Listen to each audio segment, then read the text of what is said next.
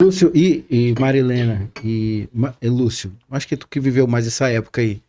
Como é que era as outras igrejas? Como é que elas viam esse movimento aí? Olha, não Era era uma algo questão, novo, não né? era uma questão de igreja.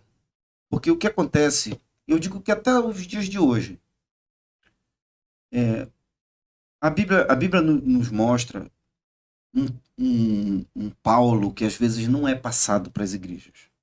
O apóstolo Paulo, ele era além dele ser um catedrático, ele era um construtor de tendas.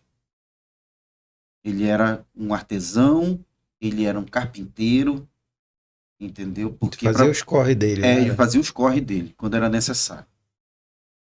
Eu não estou dizendo que o pastor deveria ter um emprego, Uhum, porque eu sei que existem igrejas que podem manter o seu pastor, uhum. mas que também não têm o respeito pela visão daqueles que eles estão aceitando à frente da igreja. Então eles acabam se submetendo. Porque e isso é de lá até hoje, e eu acho que sempre vai ser assim. Boa parte dos pastores entendem o nosso trabalho, mas eles são reféns da igreja. Entendeu? Então, você chega lá com um trabalho, você apresenta o trabalho, o pastor diz, cara, maravilha.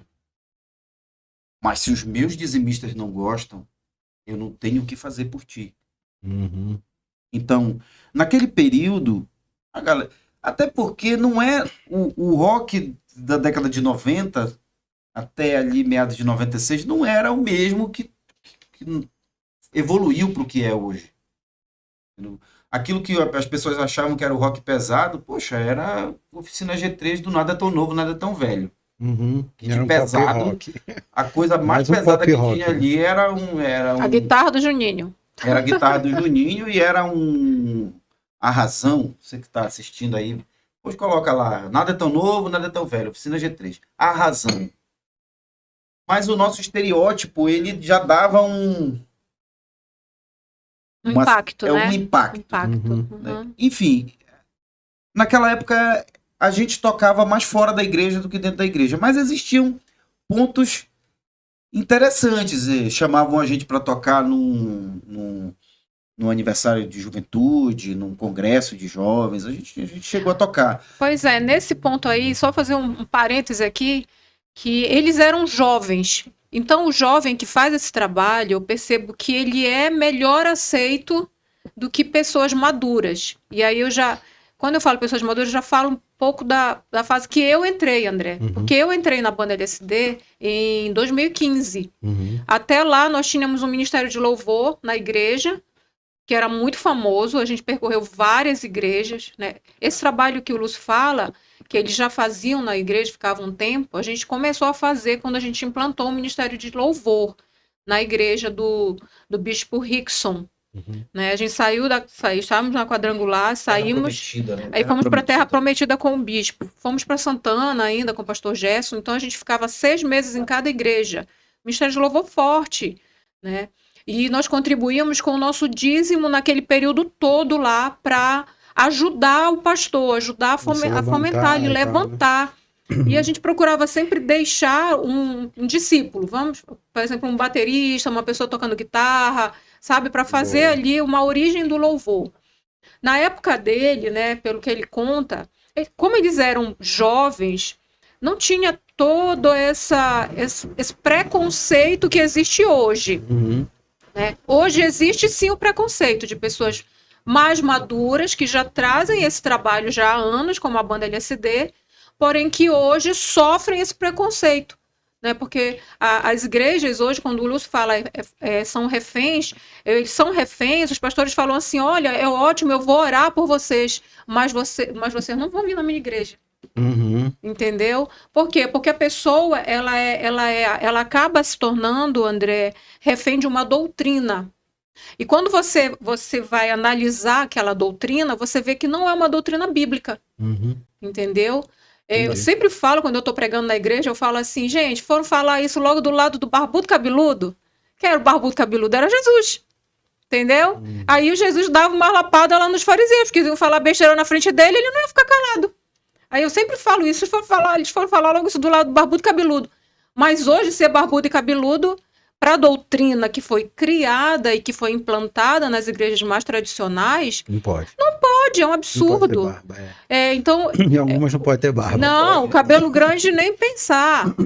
Então é assim, eu creio que eles eram mais aceitos, né? Apesar de que a LCD já fazia esse trabalho que não era dentro de igreja, a partir daí já não era dentro da igreja, né? Era mais fora do que dentro.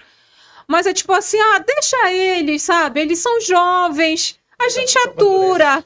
Daqui a pouco amadurece e larga esse negócio de rock. Era meio que por aí, eu compreendo isso. Já viu aqueles memes? Diz que quando ele tiver mais velho, ele para. Quando ele crescer, Aí ele para. aparece a caveira dele lá, né? Nunca parou. E hoje nunca paramos, eles nunca pararam, né? Eu já tô desde 2015 e só vamos parar quando Deus mandar. E tem essa nova formação agora aí, né? Ela não parou, né? Na verdade, nós entramos em pausa num período que foi de 1998, 99, por aí. E aí nós fizemos uma longa parada.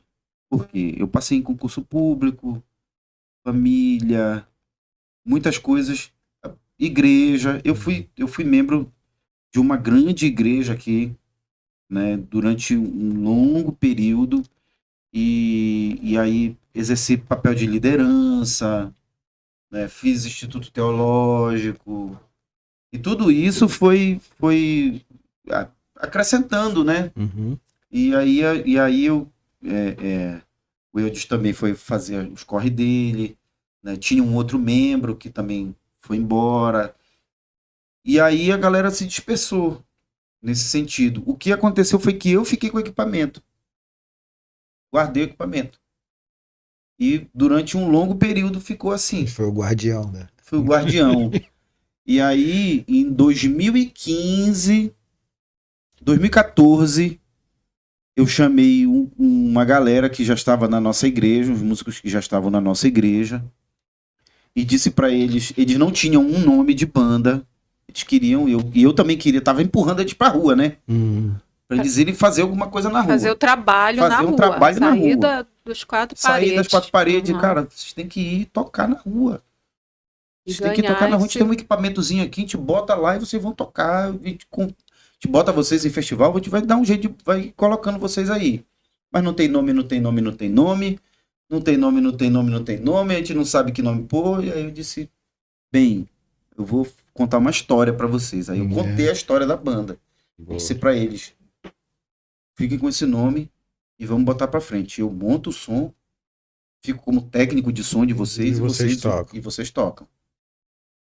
Eles tocaram 2 vezes, depois eles acharam pesado o nome. Alguém deve ter dito pra eles, esse é nome de droga e tal, mas apesar de eu ter dito, né? Eu acho que eles se sentiram retraídos com relação a isso. E aí eles disseram, pastor, esse nome é muito pesado pra gente. Aí eu, tá bom, então me devolve. Aí eu peguei o nome. De volta. E aí, o que foi que eu fiz? Eu tenho uma tese, André. Remontamos a banda. Aí, nesse remontar a banda, já foi... Quem foi que foi o primeiro baterista? Foi o Kleber. Nashf, sei lá. Eu não sei o nome dele, o sobrenome dele. O Kleber. Aí, no baixo, era o coach. Que ficou foi o membro que ficou mais tempo com a gente.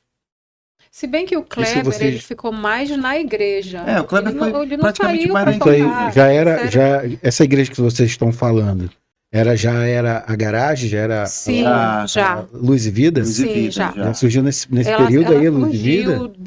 Ela surgiu desde 2010. 2010, dentro da nossa casa. 2010. Ela começou em 2010, dentro da nossa casa. Lá aí a banda foi se formando e vocês já estavam botando essa galera pra fora já pra aí, pescar. Esses jovens foi em 2014, já a igreja estava lotada de jovem, já nessa época.